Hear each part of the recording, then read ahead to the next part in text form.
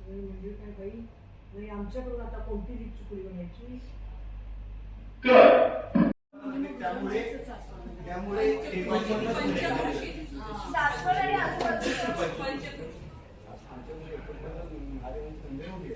आज तुमच्यामुळे 49 महादेवाची मंदिर होती.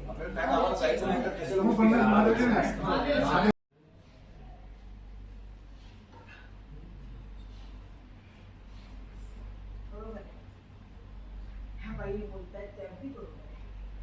काही झालं तरी घाटे पाटील घराण्याची रीत काय कामाला. आजी थांबा.